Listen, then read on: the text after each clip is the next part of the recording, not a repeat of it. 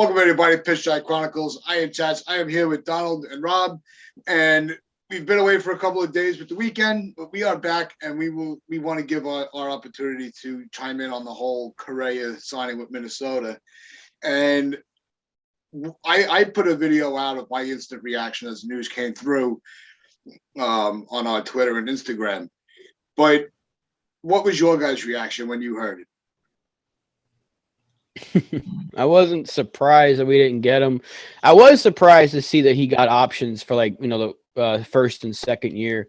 It was I was kind of expecting a shorter deal for him because he's got the new agent, so he's gonna probably opt out after year one and then cash in again. But it really just told me that the Yankees are doing with their usual. We're gonna check in on these players. We're just gonna check in on players and then say they gave it the old college try and then not come away with them and scream budget. It's more of the same crap that they've been doing when, they'll get their big player every so often and then they'll just be satisfied and not get the player they should get. It is what it is. The Twins pulled one on Brian Cashman, that's for sure.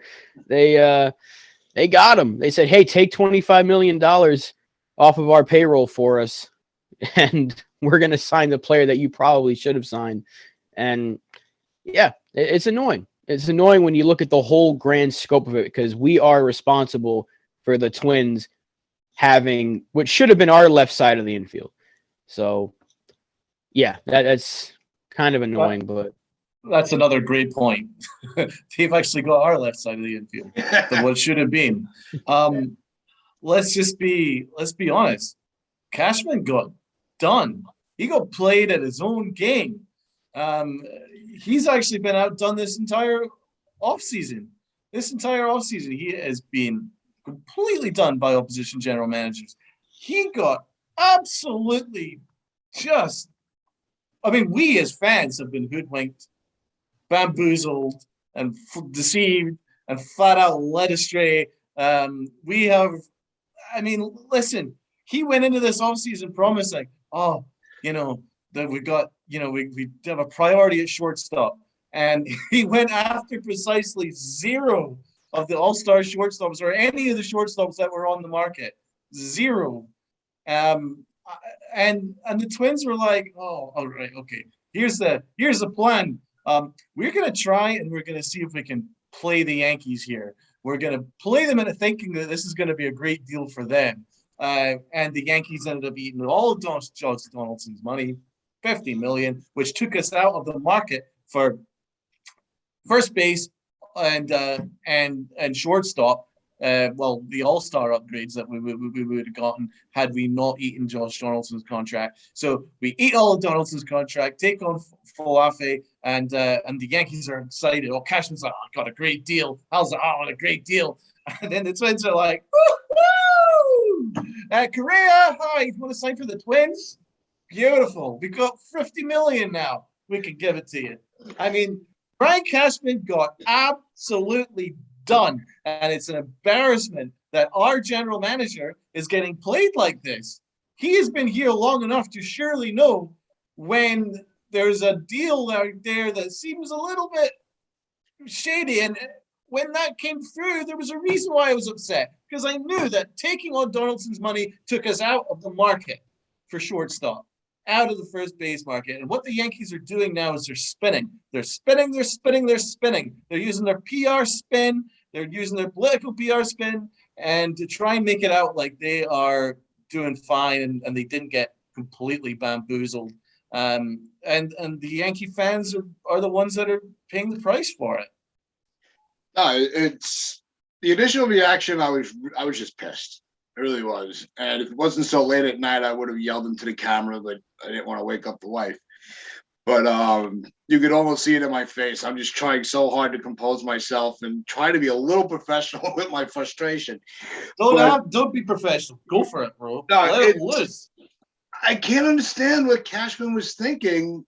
Now that you saw some of the trickle effect, where you took on Donaldson. My initial thought was, all right, bad contract for bad player. and that was how we were going to get Falefa.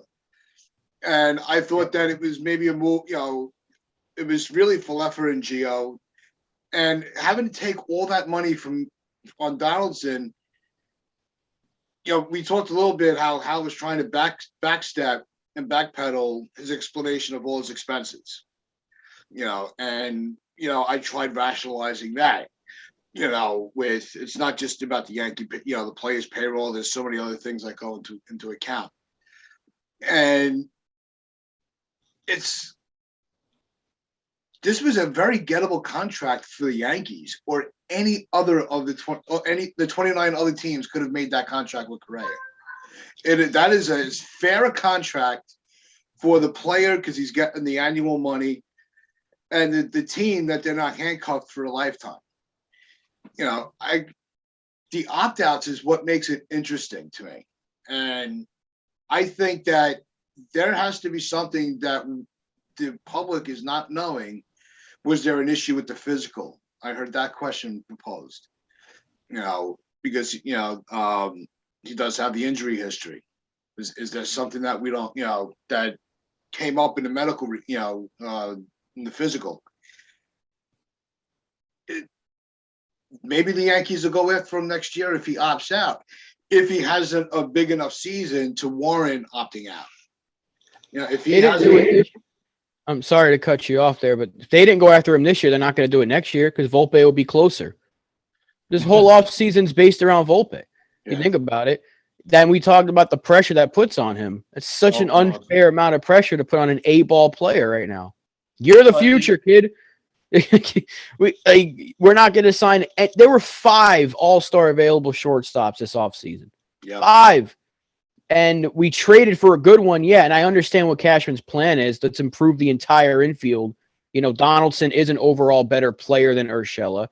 Falefa is better than any shortstop we had last year. And obviously LeMahieu at second is fine. Then we know Rizzo can handle first base perfectly. So, the infield is better, and that improves the defense. But, you could have done that without trading for Josh Donaldson. Exactly. That's the issue here. That the issue is not that they didn't get Correa. They could have gotten Baez, who would have been cheaper than what Donaldson's making. And then you keep Urshela. And guess what? You still have a catcher because right now we don't have one. So there's another brilliant freaking move. You traded for an injured catcher. We'll get to that in a minute. But focus on the Correa deal here. What's clear was that Scott Boras showed up, and the Twins showed up the Yankees' excuse. The Yankees' excuse is Volpe is our cover. He's our cover story for the lack of spending and the lack of going after the top free agents. It's we've got a million shortstops. We've got our top 2 prospects in the system are shortstops. Why should we add another shortstop?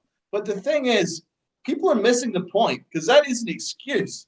That is an excuse because if you sign Correa to I don't care, a 3-year deal, 4-year deal, or even what they signed the Twins with, a 1-year opt-out deal. You could have had Correa play short, right, until Volpe's ready, and you move Correa to third base. Or you have Volpe play second base. Volpe, you're not tied to the one position with Volpe. Yeah. You're not tied to the one position with Correa. Correa already said that he had no problem moving if required. He just wants to play for a winner. He wanted to play for a good team. And the Yankees and Correa were the perfect fit. And he was sitting there begging to be picked up. Now, as the offseason went on, at the start of the offseason, I was a little bit hesitant with Correa because I was like, I don't really know how it would work with chemistry-wise, okay, with the whole cheating thing, right? But then as the offseason went on, then we picked up Donaldson, who already has a rivalry with Garrett Cole, with what happened last year, and the Yankees didn't seem bothered about that. So clearly, none of this chemistry stuff is actually a big deal at all. Who cares? They're both adults. Get on with it. Is clearly what they're thinking with Donaldson. So there's no excuse not to get Correa. Just don't make that freaking trade. If you want to trade Gary Sanchez for Falefa, and then if that isn't going to do it enough, and then Urshela, then you make that deal. I don't add $50 million in salary for Donaldson. As nice a player as he is, when you've got Story, when you've got Correa, when you've got Freeman that were all available at the time. And it took us out of all of that. And that makes zero sense. So if the Yankees wanted to peddle this bullshit excuse, because it is bullshit, that Volpe, okay, well, you got Volpe, fine. But then go and sign Freeman. But that was also an excuse because they had to get their PR out there. I know. It really stinks that was stuff with Rizzo. Freeman wasn't interested. No, but I'm saying it was I know what you're saying. It was a lie. Freeman isn't interested in joining the Yankees. That's a lie. Freeman already interviewed with the Yankees before the lockout. He sat down, his agent sat down with the Yankees, expressed interest, and Brian Cashman shot it down in November. So all these rumors that the Yankees were interested in Freeman right up to now was a lie. And the fact that Freeman apparently expressed that he was not going to join the Yankees under any circumstances was a lie because he's talking to Boston, which is just down the road. So that is a lie. So the Yankees right now are focused on PR. They're focused on spin because really deep down, they don't want to take on major contracts. They don't want to upgrade top level talent. They don't want to do it. They're locked in on re-signing Aaron Judge to a big deal. They don't think they have the money to do any more than that. And then they also just want to use Volpe as an excuse. Let's just cast our minds back because if people want to still think that this idea where Correa blocks Volpe, Derek Jeter didn't have the shortstop job handed to him when he first came up. There was an injury when he first came up, and that broke him back into the majors. The Yankees didn't just completely clear the entire infield for Derek Jeter and use that as an excuse. They did not. So that was a complete, what is going on right now is a lie. Correa easily could have been the shortstop. They could easily move them, or they could have moved Volpe. Nothing would have changed. Everything would have been exactly the same. You just would have had an all-star shortstop that would possibly have won us a championship this year. But they passed. That's the reality. The Yankees are focused on PR and spin, and they got bamboozled at their own game. I mean, from the innings that I've been able to see that Donaldson's been on the field and at the plate, he's ready to go. He looks really good. He's it was the second at bat. He launched one over the wall, which is nothing to really write home about. But it's not like he's coming in broken. So it made me feel a little bit better about the move. It gives me, at least it gives you a little bit of hope that maybe this might not be as much of a bust as we believe it will be. And it's not about the player, like and actually it's not so much the player. It's the money that's involved with it. If it was, for 20,000, for 20 million, maybe we're not as well worked up over it. It's just the optic of taking on that money and what it was able to do for the Twins to free up salary for Correa, who who a lot of the fans all wanted. That's where the Yankees, got, pie in their face for that. Well, yeah, Donaldson, he's a great player. Don't get me wrong. He's going to be fine. He's probably going to have a really good year for us. If he puts up numbers from last year, that's better than what we got out of Urshela offensively. But, everyone has a very bad perception of him because of what he caused last year. He was really the catalyst for all that spider tack nonsense, and obviously that affected Garrett Cole in a little bit of a way. And then, so like Donald said, you brought him in. Why couldn't you bring in Correa? We didn't think that he was going to come to the clubhouse and Aaron Judge was just going to jump him. Like, you son of a bitch. That wasn't ever going to happen. Judge even said, if he comes here and he wants to win a championship, that's all I care about.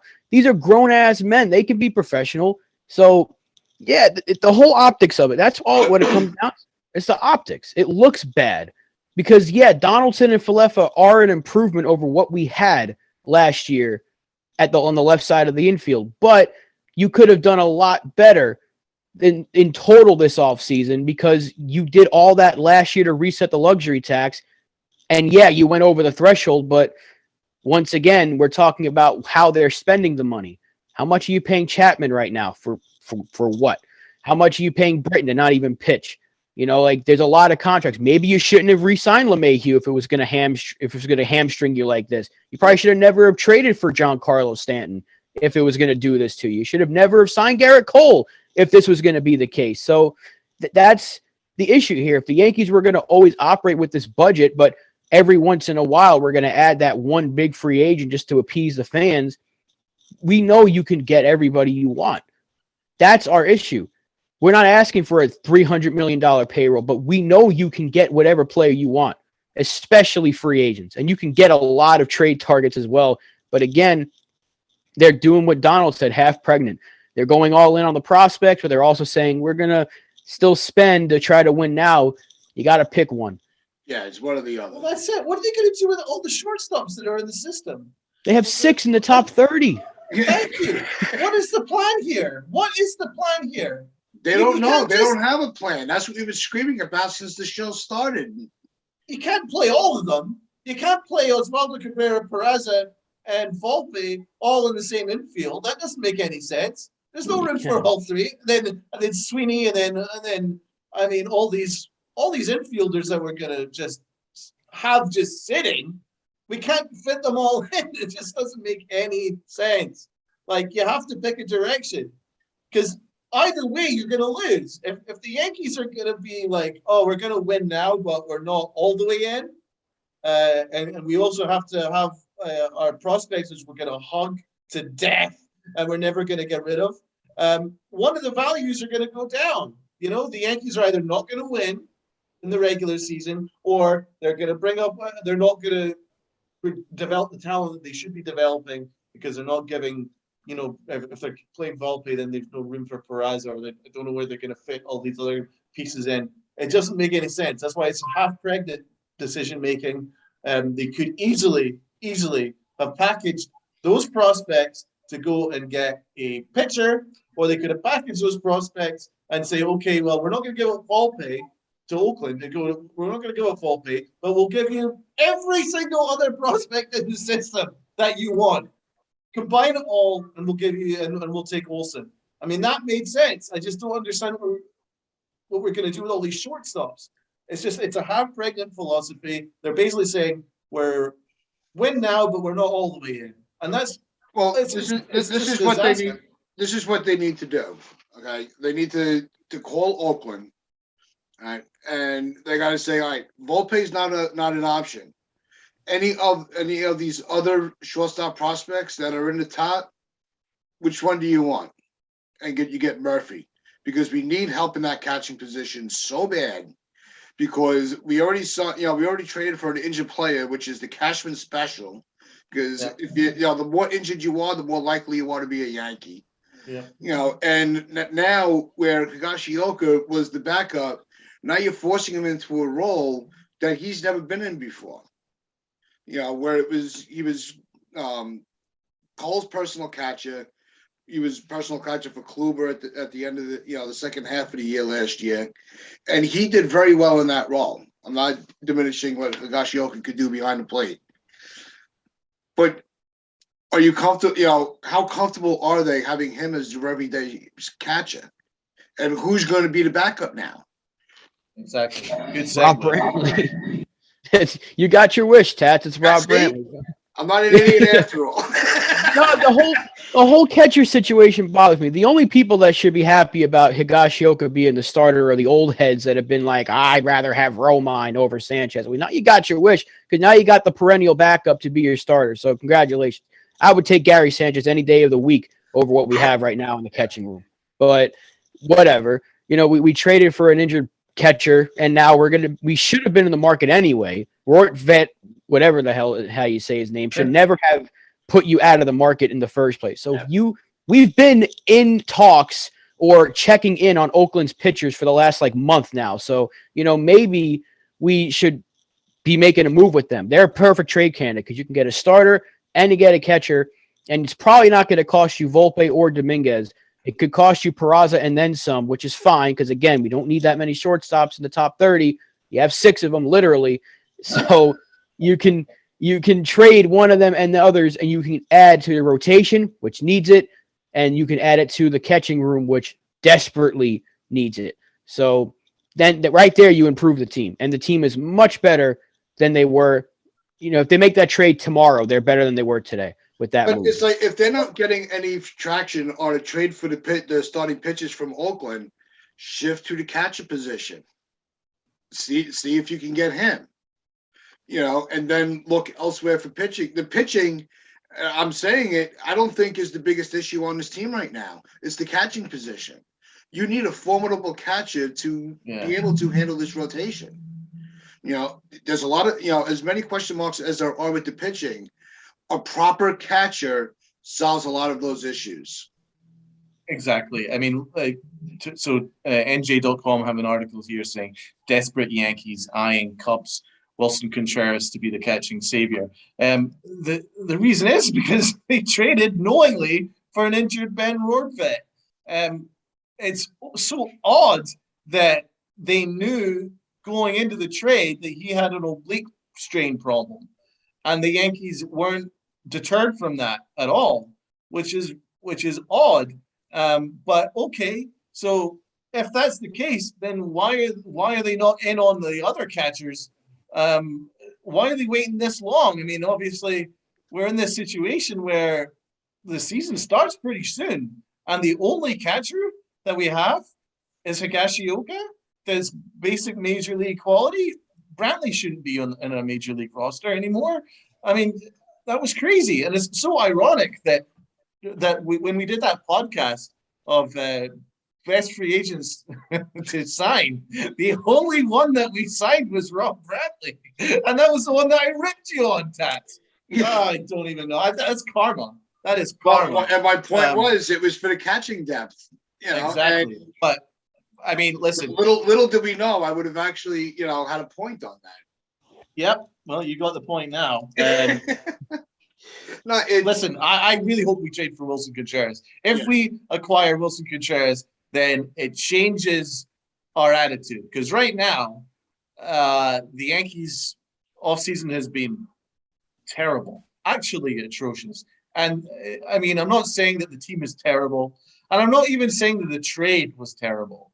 Because I'm sure that Donaldson's going to be good, and I'm sure that Volpe is going to be fine, and I'm sure they're going to be upgrades. It's not the question. But when you compare it to the upgrades that Boston made, getting Trevor Story, and if you look at the upgrades that Toronto have made, and you look at the upgrades that all throughout baseball, the Yankees just don't have a team that can compete for a World Series. They just do not. And I don't care what anybody says. I'm not interested in a wild card. We're the Yankees. We should be setting our sights higher than that. And we just don't have a team capable of doing it. So the team. If they bring in Contreras though and a pitcher, then okay, we're kind of back in the race a little bit. Yeah. No, it's the team, and the problem. The other problem with all these minimal moves is the one major move that was made was when they gave Boone the contract. Because now you've committed to a manager that this team has regressed under. Yeah. As you went from, it was pointed out on a radio station last night. You went from a team that was a win away from going to the World Series to getting knocked out in a one-game wild card on the Boone. Every year. And you know what? Let's keep him a long time. This will work. No, it's not working. And that's Cashman's fault. This is the last year of his deal. So who knows what the hell he's gonna get. I mean, he'll be back. Well, when he's back. Oh, yeah. He's like no, he's gonna be back. There's no way. He's like Brett Gardner, never going away. Well, I'm surprised he has not been signed anyway yet. Give it a few more days. He'll be back. To be honest, when Boone was re-signed, we all should have taken that as a sign that nothing was going to change. I think Rob made that point actually. You yourself, I do think that basically signaled that the Yankees were not going to make anything happen. No, it's going to be rinse and repeat. Yeah, because they're all in on this, man. They're, as I say, they're focused on spin and PR. When Aaron Boone was signed, all we got was this absolute deluge of bullshit through our Twitter feeds and through email of what a wonderful man that Aaron Boone is, and how he's just like, he's Jesus Christ on a cross. You know, I mean, it's like unbelievable amount of stuff that we're hearing. Oh, he's done this, he's done that, he's wonderful, he's incredible. And it's all PR, it's all spin because they're always reacting to what's going on in the Yankee fan universe. They know the Yankee fans were upset, so they just deluged us with PR and spin in order to keep things as it is. And now what Brian Cashman and Hal Steinbrenner are doing? Exactly the same thing, PR and spin. What did Brian Cashman say yesterday? Oh, we think we've got a great team, and we've also sending out the highest payroll we've ever had. More spin. It's all spin. Yeah. It's like the Yankees really don't want to face up to anything. They just want to keep things as it is. Well, the other thing is you have the AL East is a very competitive division, right? Not counting the Orioles, even though they have a couple of players sprinkled in that could really hurt you. But then they're not really a threat, you know. And well, to the Yankees they are, because the Yankees somehow, you know, can't play the Orioles. Can't beat them. Yeah. But you had the Yankees on such a high. And you saw teams like Toronto is a great example of it. Is they had core players coming up with, you know, Correa and, you know, Bichette and all these guys. They kind of sat back a little bit. They plugged a couple of holes where they could. They didn't make that big splash until this year when they saw that the Yankees, the organization as a whole, it's, you know, Steinbrenner, Levine, Cashman, and Boone. You know, the four horse asses. Then, well, you can't call them the four horse. The four horse asses of the apocalypse? Yeah. And, you know, they took their eyes off the prize, and now Toronto's like, all right, now we're going to strike. And that's what they did.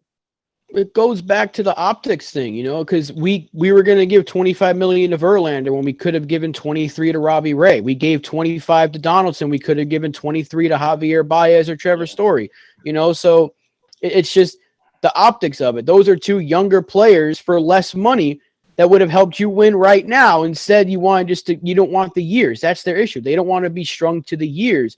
Then why did you sign LeMahieu to 6 years?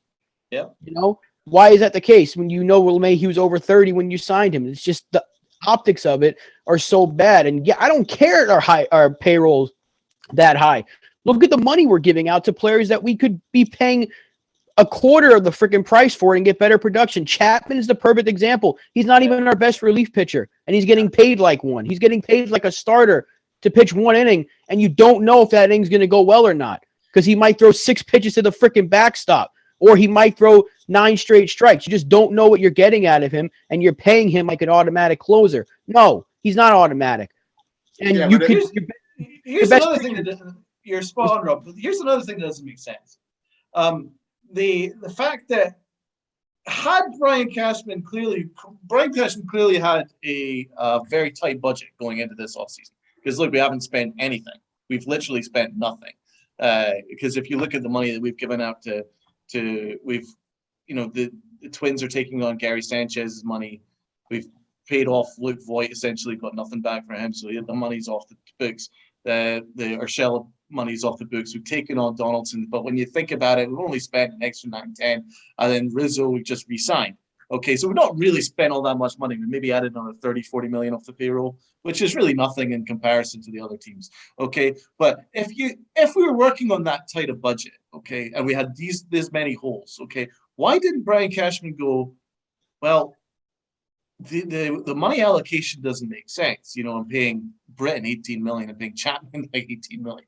I mean, we're not going to see Britton this year, and Chapman we can't rely on. Why haven't they tried to get rid of Aroldis Chapman's contract that would have allowed us to go into the market for the All-Stars that were available? I mean, you can say, oh, we can't afford Freeman, which apparently is what Cashman told Casey Close, his agent. He said, oh, we can't afford Freeman.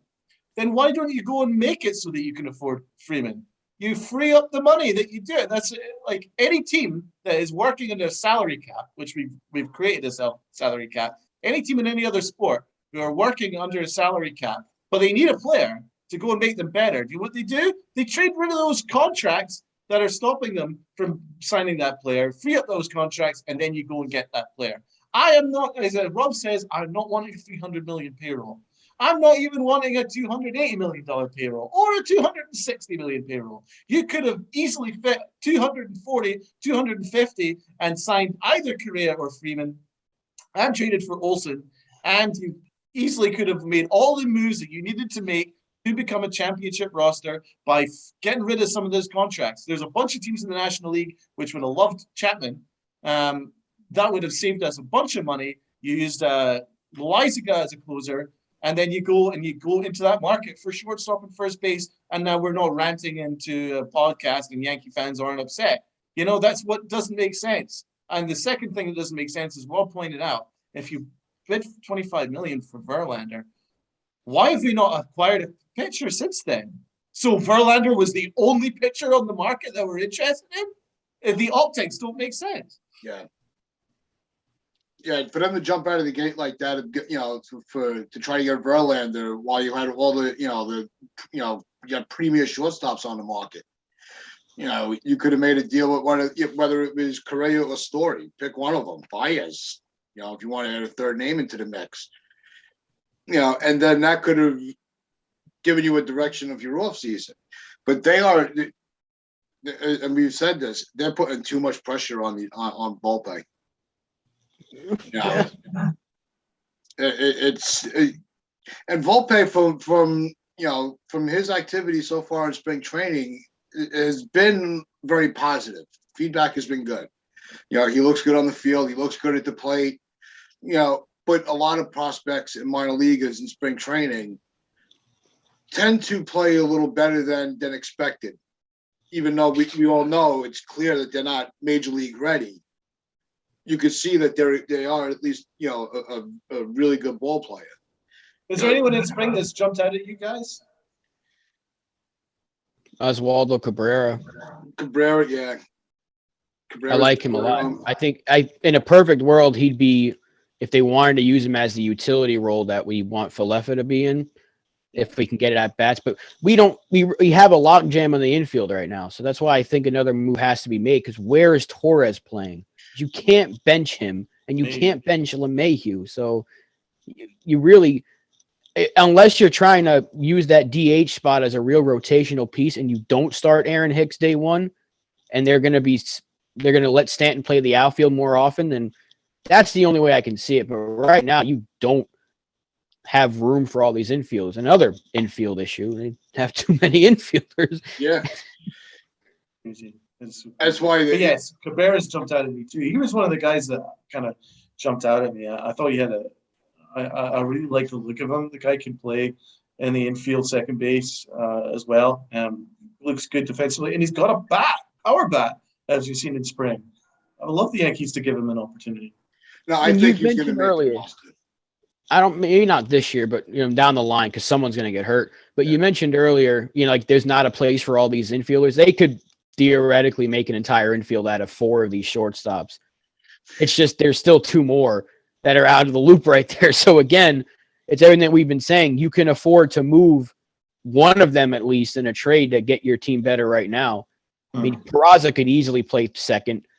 Cabrera can play third, and Sweeney could probably move to first. And there's your infield for 5 years down the line, whatever. But I mean, right now you're kind of logjam though, because LeMahieu's not going anywhere unless he moves to first base. You still have Torres on the roster. You're still going to pay Donaldson $25 million next year. So, one of them, Peraza is going to be ready sooner than Volpe. Cabrera is, in my opinion, he's already ready at this point. He was ready last year. So you have guys that are coming up. I don't know. I like Falefa a lot too. By the way, I don't like this notion that he can't hit. A lot of people are saying you got a shortstop that can't hit. 170 hits, can't hit. That's more than anybody on our team last year. He's a contact hitter. Yeah. He can make contact. And I actually like Falefa. I've been wanting Falefa for a while. I just don't know about him as a starting shortstop. I think he could easily have. I think we could have made a deal with the Twins for Gary Sanchez or Shella for Falefa. I just wouldn't have taken on Donaldson's contract, and then I would have gone with Texas. When he was with Texas, that's when the perfect time. When they signed Simeon and Seager, that's when you go get Falefa, and you would not have had to take Donaldson's contract. But what do I know? Just a fan. Yeah. Brian Cashman knows everything. That dope. He's smarter than everybody else, apparently, Cashman. Yeah. Well, except the Twins. The one thing that stood out so far with me with spring training was actually the first inning of yesterday's game, and the pressure that they put on that pitcher. To have him throw 30 innings in the first inning when you had, 30 pitches in one inning with the top of that order, with LeMahieu, Judge, Stanton, Torres in there, I think, and Donaldson.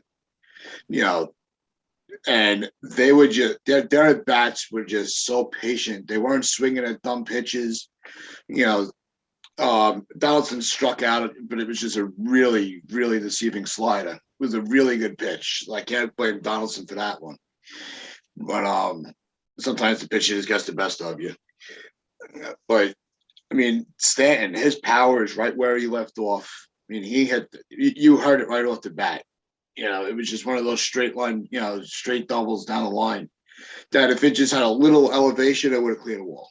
It just had that. He's a waste of space, though. According to certain Mets fans, he's just a waste of space. Well, they're just jealous because their outfield is in shambles right now. So yeah, it is. That waste of space would be your best outfielder in a heartbeat. In a New York minute, he'd be your best outfielder, Mets fans. So keep up the talk. Keep it up. So, which is funny because when I got together with Andy on Saturday, one great guy. He was just awesome. We had a really good time talking sports. And we actually, I'll let you know, we actually made a bet with each other for this season. Okay. All right. No money involved, but it would just kind of be something that would really shock some people. So Andy, if some people don't know, has a tattoo that says Yankees suck. Right? Oh, come on. So I have that was his profile picture when we first found each other on Twitter. And I'm like, I have to be friends with this guy because that's ballsy. So the bet is that at the end of this regular season, whichever team has the better record, either he's got to have my Yankee tattoo as his profile picture for the entire offseason, or I have to have his Yankee sucks tattoo as mine for the offseason. So he's got the word Yankees tattooed on him forever. Yeah. I just want to that's okay. Right. I mean, I love the guy. He's a great dude, but he's got the word Yankees tattooed on him forever. Yes. So in this case, the term rent-free does apply. I hate saying it, but you know what? It's on your body forever. And you know what? He's such a good sport about it, too. It's spawn, man. I mean, do you like the Mets or do you actually hate the Yankees more? What's the I'm sorry, I could never have an organization I dislike tattooed on me. Why? Just root for the team that you got. I don't care.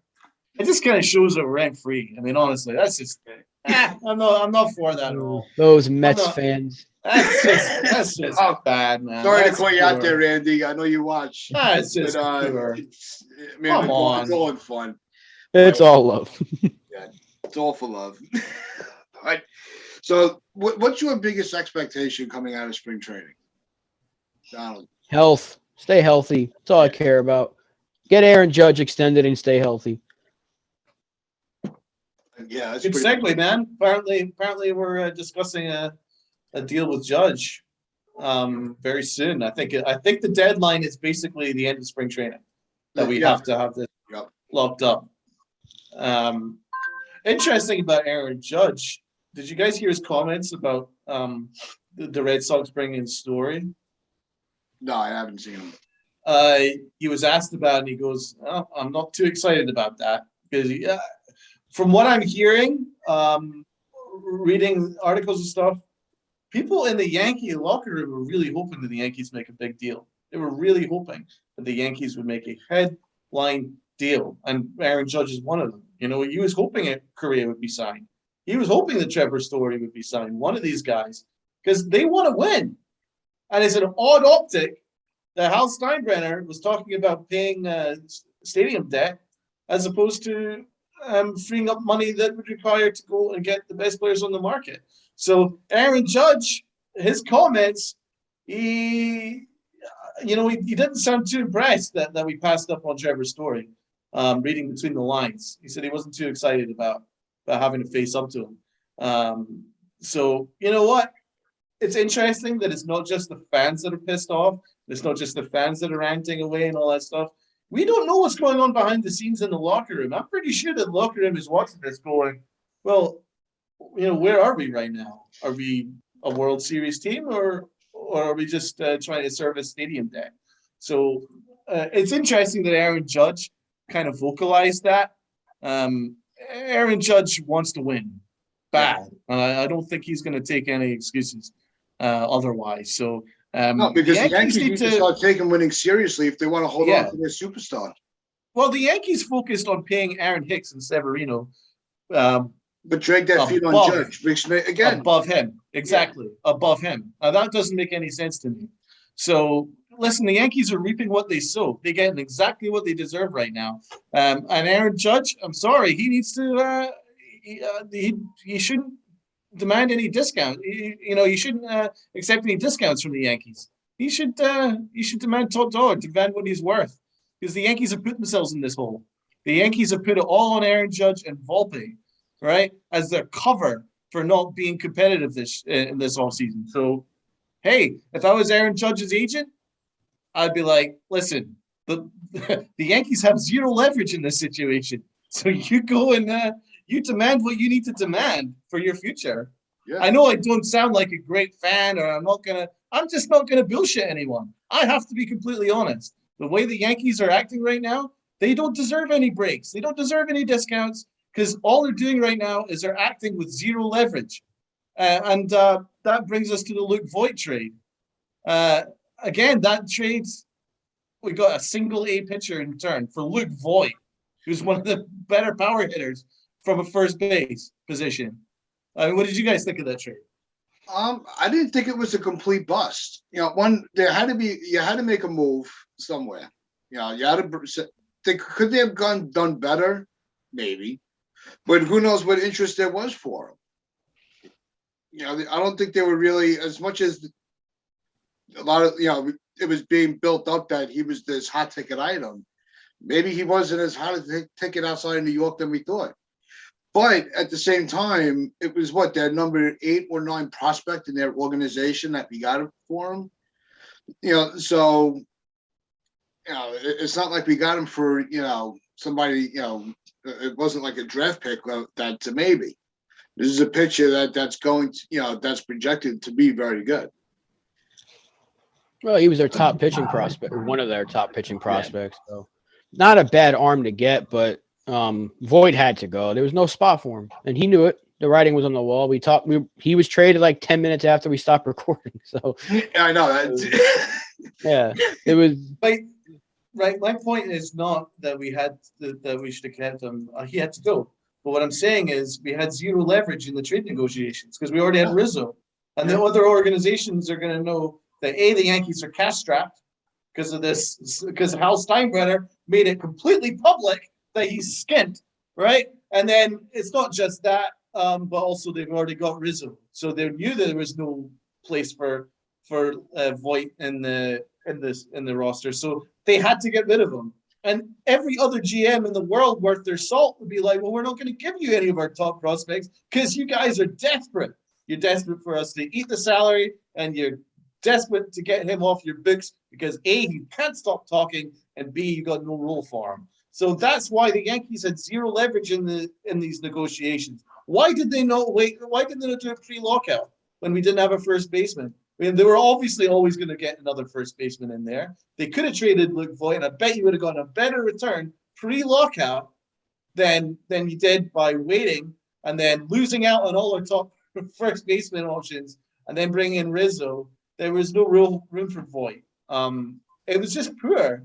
And remember, we could have traded him last deadline, and Cashman is actively trying to trade him last deadline, and he couldn't agree to an offer. So are you telling me that the very, very, very, very, very best trade offer was a guy from single A?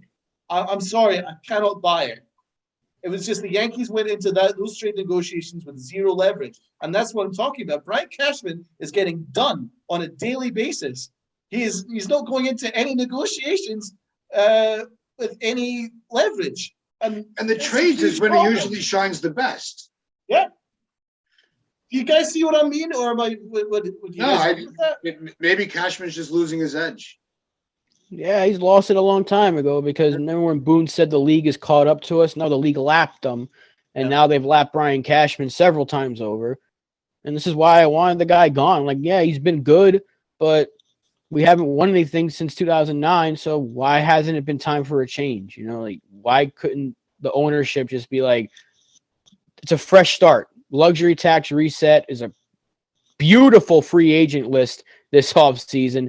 Would have been the perfect time to just hit the reset button with an already good team and get a guy in here who's going to spend the money to where we actually needed it. Brian Cashman just makes moves for the sake of making them, and then he tries to spin it in his own way, and certain people are going to listen to him, be like, yeah, I see what he's saying, but he makes good moves and he makes terrible moves. You know, there really is no in between. Like, you can't really find a move that's like that's an okay trade. Like, you know, trading Mike Ford, the guy we got for him, has been turning heads in spring. Aldenis Sanchez, which is nice. So that's a case where, you know, Cashman pulls one over on the Rays, but you know, then he makes a move with the Twins, and you're like, that's when you trade from a position of strength, though. You trade from a position of strength with Ford because he did show some power and he was getting some game time, but then the Yankees traded him before he could crap out, which he was on the verge of crapping out. So that was just, but that was a smart trade. But what I'm saying is they just actively, very openly tried to trade him, and then, you know, waited until there was absolutely no other position but to get rid of him quickly. And I'm telling you, I don't think we got the best we could have gotten for him. I mean, I'm just being quite honest about that. And then the Rizzo signing, he's a fine player, absolutely fine player. I like him. I'm just saying that we very vocalized the fact that he was our third choice first baseman, you know, and it's not a great look when we only bring in our third option at all. Rizzo's an absolutely fine player. He's got one good year left in him. I'm pretty convinced of that, and I'm sure he's going to be totally fine this year. But you know, when you're offered the choice of two all-star game-changing first basemen and Olsen and Freeman, and then we settle for Rizzo, it's a bad look as well. Yeah, but we'll see. You know, it's strange things happen. Maybe this is the team that clicks. I'm not expecting it, and I'm lowering my expectations for the season. I still want them to win. I'm still, rooting for a championship, but I'm not banking everything on that because I think that's just giving yourself false hope. Just solid seasons from your core players. That's my expectation. What happens after that is just a bonus. You need about 8 or 9 things to go perfectly for this Yankee team to win the division. Perfectly. Like, there's so many question marks right throughout the roster, and that just seems to be the biggest issue for me. There's talent, but there's so many question marks. You're relying on everything to go absolutely perfectly in order just to be competitive, because otherwise, it looks like risky because you're asking Aaron Boone to do a lot of management this year, and he's not really shown that he's got the chops to do that. He's fine when there doesn't need to much management required, but he's got to do a lot of managing because he's got to have to work out a way to get LeMahieu at bats every single day. But you also keep everybody, loose, singing from the same hymn sheet, and he's also got to work out a way of working out this pitching rotation where we've only got one bona fide starter who you can trust to pitch healthily every single week. The rest are question marks. So you're going to have to do a lot of management. And I don't think Aaron Boone's capable or up to that. So that's another thing. Yeah, we'll see. We'll see. That's it. That's all you can say is we'll see. Because otherwise you're just spinning round and round and you're getting nowhere. So should we do a prediction as to where we're going to finish right now, or should we wait till the season starts? No, I want to wait to see how the spring goes because I think there's more surprises in store. I just hope they're positive surprises. So, If we bring in Contreras, things change quick. oh, absolutely. The catching position could change a lot of things.